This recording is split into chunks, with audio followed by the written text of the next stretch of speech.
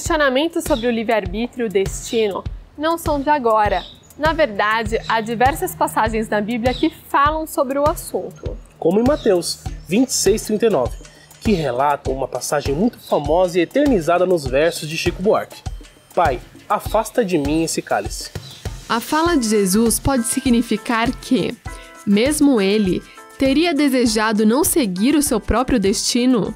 É difícil você falar de Jesus que ele não conseguiria alguma coisa. São outras religiões que dizem que este era o destino de Cristo para expiar o pecado dos homens. Quando nós vamos lá fazer o nosso processo reencarnatório, né? Nós, enquanto espíritos muitíssimo diferentes da condição de Jesus, nós temos dúvidas. Agora, Jesus, se a gente pensar no tempo que Jesus levou para programar a sua reencarnação, olha, essa frase tem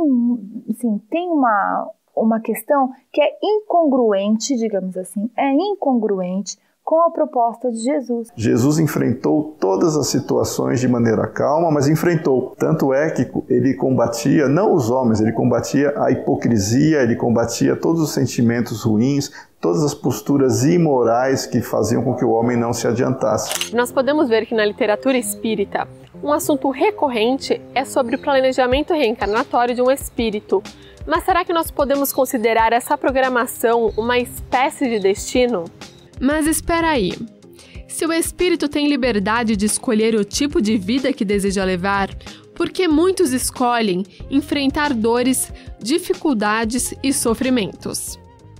Vamos levar em consideração que dor, sofrimento, dificuldade não é ruim. São, eu diria, componentes necessários à nossa evolução. Mas eu acredito que outras vezes você se vê em situações que você não pretendia estar. Ou porque você fez escolhas erradas, isso realmente acontece, ou então porque a vida acaba te levando a determinadas circunstâncias, ou por um caminho que você não consegue sair. Então não se trata, de destino, não se trata disso, se trata realmente de escolha. E quando a gente olha muitas vezes para situações no nosso planeta, de pessoas que estão vivendo experiências extremamente sofríveis, dolorosas, e a gente olha e se indigna, nossa, mas por que está acontecendo isso? Em muitos momentos, aquele espírito solicitou essa experiência, para que ele conseguisse, através daquela experiência, e de uma forma muito similar aos comprometimentos que ele teve no passado, e mais do que isso, ressignificar a sua existência.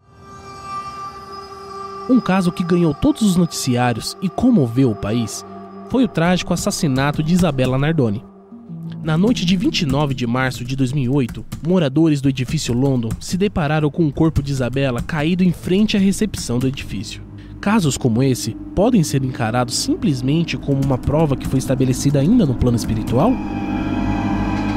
Ninguém reencarna com a missão ou com já algo predestinado de ser um assassino, de ser alguém violento, de ser alguém que vai provocar um dano para outra pessoa. Nós temos escolhas. O nosso planeta ainda não é um planeta de regeneração. E quando falamos em regressão, será que os procedimentos que nos remetem a existências passadas podem, de alguma forma, trazer consequências para o espírito?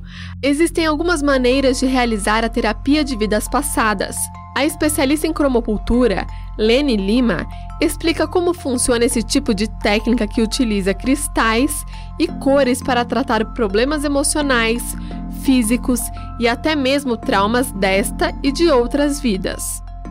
A terapia da cromopuntura, ela não é uma terapia induzida. Muitas vezes, se a pessoa tem oportunidade e está preparada para uma regressão, ela consegue regredir consciente.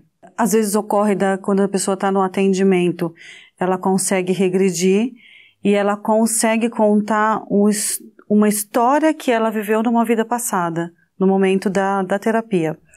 Ou isso pode ocorrer em sonho, a pessoa pode ter flashes de lembranças e na próxima sessão ela consegue conversar sobre o que aconteceu ou escrever seu depoimento.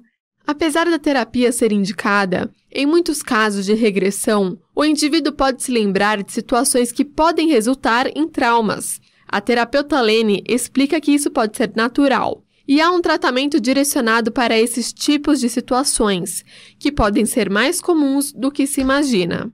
Quando a pessoa regride e acontece dela ter uma lembrança de que ela matou uma irmã em vida passada, é como se ela tivesse um surto, porque ela não estava preparada para essa situação.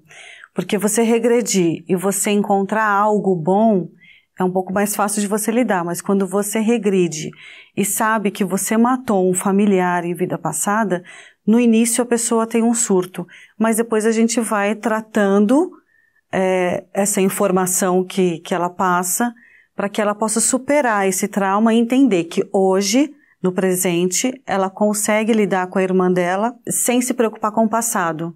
Quando nós buscamos um processo de regressão, e para alguns indivíduos isso pode ser positivo, nós devemos tomar conta de um aspecto importante que é: eu vou tomar conhecimento daquilo que me aconteceu em vidas passadas dentro desta vida. Para resolver conflitos desta encarnação, Wilson Domingues decidiu recorrer à regressão. Sua primeira experiência o levou para o útero de sua mãe, o que permitiu que ele começasse a entender inúmeros traumas que influenciavam em suas relações familiares e seu modo de lidar com a vida. Então aconteceram, não sei quantificar, umas 8, 9 regressões, onde eu pude entrar em contato com tudo aquilo que aconteceu no período gestacional, né? Isso para mim foi altamente esclarecedor. Ao longo do tempo, eu fui procurando o cuidado da confirmação de todas essas coisas, de todas essas percepções, né?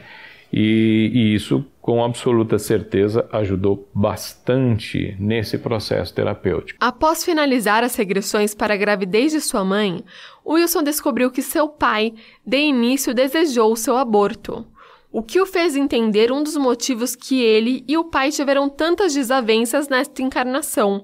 Porém, as diferenças entre os dois tiveram início nas encarnações passadas, e foi o que ele descobriu nas sessões seguintes da terapia.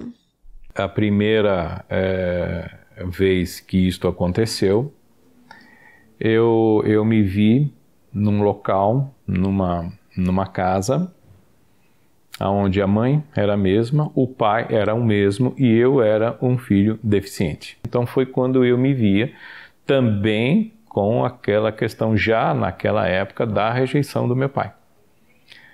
Porque ele também não aceitava o filho deficiente que tinha nascido. Então além de não aceitar, era judiado, maltratado, vivia trancado num cubículo. Se existe o esquecimento, é porque ele é saudável para nossa evolução, o nosso desenvolvimento e o cumprimento das nossas provas. O véu do esquecimento, hoje, dentro do nosso sistema planetário e de reencarnação, ele é importantíssimo para que a gente consiga ter sanidade. Mais adiante, houve uma outra regressão também dentro desse mesmo processo, e onde eu descobri aonde tudo começou, né? Que foi justamente o desentendimento com o meu pai.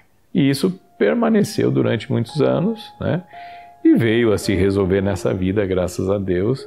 O Wilson ainda conta para a nossa equipe que, graças a uma terapeuta responsável e profissional, ele conseguiu ver que matou seu pai em uma encarnação e conseguiu superar para que isso não o abalasse nessa vida. Felizmente, para ele, a terapia de vidas passadas teve um efeito positivo e o ajudou a resolver diferenças com o seu pai nesta encarnação. Nós teremos a necessidade de evitar duas situações. Uma, o orgulho, ou o contrário. Ou nós poderíamos nos sentir tremendamente humilhados, que é o mais comum, porque nós vivenciamos situações muito violentas, inclusive, que nós nos colocamos, ora como vítimas, ora como algozes. Ainda hoje, conheço uma história de superação e como a integrante do projeto Amigos do Bem, Mãe Vilma, deu a volta por cima mesmo com todas as adversidades no caminho. Não saia daí, a gente volta já.